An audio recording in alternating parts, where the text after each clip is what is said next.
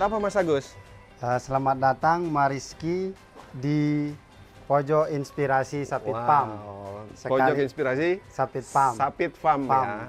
Di sini semua kopi diolah menjadi siap minum ya, Untuk Mas siap Agung minum ya? dan kita kemas dan kita suplai ke kedai dan konsumen-konsumen Oke, kita. ini yang belum di roasting berarti ya Mas Agus ya? Ya. Tapi dari warnanya beda-beda nih Mas Agus? Ya, inilah kita perkenalkan kepada Mas Rizky proses-proses yang kita lakukan di Pojok Sapit Farm ini. Yang pertama ini biji kopi natural proses. Oh, natural. Natural. Oke.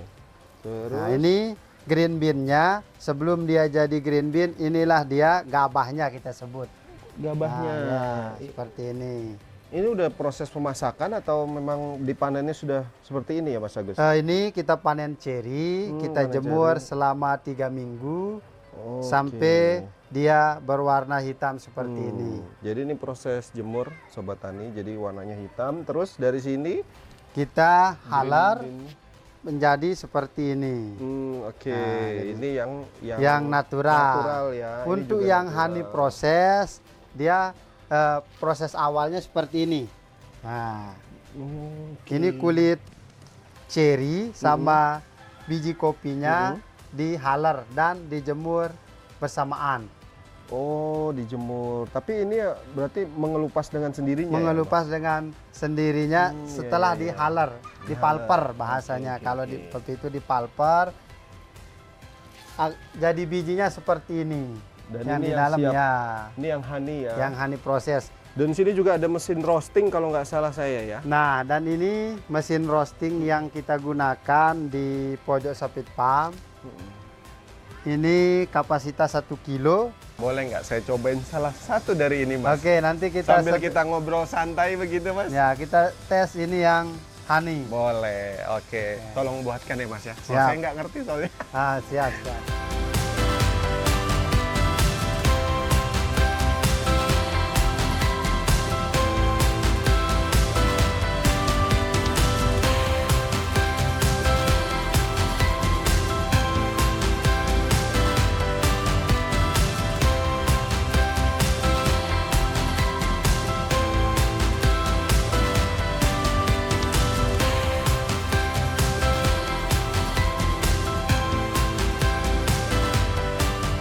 Wah, kopi udah jadi ya Mas Agus ya. Ini kopi yang honey ya? Yang honey Olahannya proses. honey. Sobat Tani, saya cobain ya Mas ya. Ya, siap. Ini adalah kopi Arabica honey berarti Sapit Farm. Sapit Farm. Oke. Wanginya khas sekali ya Mas ya. Dan lumayan strong ya dari kopi ya. Lebih manis. Lebih manis tanpa ada tambahan gula, ini juga sudah tidak terlalu pahit begitu. Dan untuk pemula seperti saya, ini tidak terlalu pahit ya Mas Agus ya. Itu salah satu teknik honey itu yang membuat rasa seperti itu jadinya ya Mas ya. Betul. Mas Agus, kita lihat bahwa kopi ini sudah menjamur di mana-mana. Betul. Kopi shop kita temukan apalagi di perkotaan banyak. Dan juga menjadi gaya hidup sebagian besar masyarakat kita. Apakah ini diikuti dengan mudahnya pemasaran kopi yang Mas Agus lakukan? Untuk pemasaran sangat mudah sekali sekarang.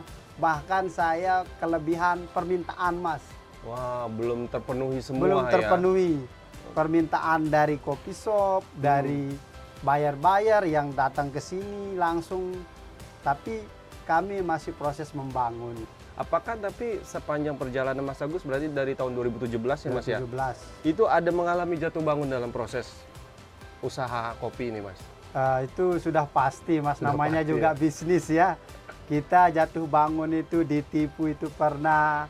Tidak dibayar, bibit saya sama petani itu banyak, bukan sedikit. Iya, Tapi kita betul-betul harus survive gitu. Survive ya. Harus memulai lagi.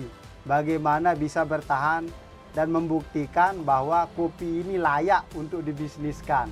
Menjamin bisa kita hidup dari kopi ini. Gitu. Kalau melihat peluang yang jauh lebih luas lagi, lebih besar lagi, peluang ekspor, apakah Mas Agus sudah merambah ke sana Mas? Alhamdulillah kita memang fokus di produksi dulu. bagaimana kita mau ekspor, bahan bakunya tidak ada. Ya. Kebutuhan kopi shop di tingkat lokal itu saja tidak terpenuhi. Dan kami sering dikontak melalui DM, inbox, bahkan ditelepon langsung oleh buyer untuk meminta ekspor ke luar negeri kan. Tapi itu belum bisa kita penuhi karena permintaannya puluhan ton. Wow, puluhan ton dan harus continuity Dan ya? harus continue itu. Wah. Mas, ngomong-ngomong kita sudah bahas semua, saya tuh penasaran, mungkin Sobat Tani juga penasaran. Omsetnya berapa sih Mas Agus dengan usaha dari hulu ke hilir ini? Kita rata-rata omset per tahun itu mentok 80 sampai 100. Apa tips usaha yang perlu semua orang tahu untuk bisa membangun sebuah usaha dari nol bahkan begitu hingga bisa menjadi sebuah usaha yang menjanjikan, Mas? Saya selalu berpatokan bahwa anak muda sarjana itu harus kembali ke desa. Jadi kuncinya untuk kita yang anak muda desa, mari kelola sumber daya alam yang ada di desa. Terima kasih Mas Agus, cerita-cerita kita tentang kopi, bukan hanya kopi jadi aja, tapi kita bahas dari hulunya, budidayanya, pembibitannya, hingga cara roasting ala Sapit Farm ya, Hani dan beberapa tadi contohnya yang lain. Dan tentunya ini Sobat Tani sangat menginspirasi. Mas Agus juga sempat bilang bahwa kenalilah potensi daerah lokal kalian untuk bisa membangun desa tersebut. Sampai jumpa di episode berikutnya. Mari Mas, kopi lagi.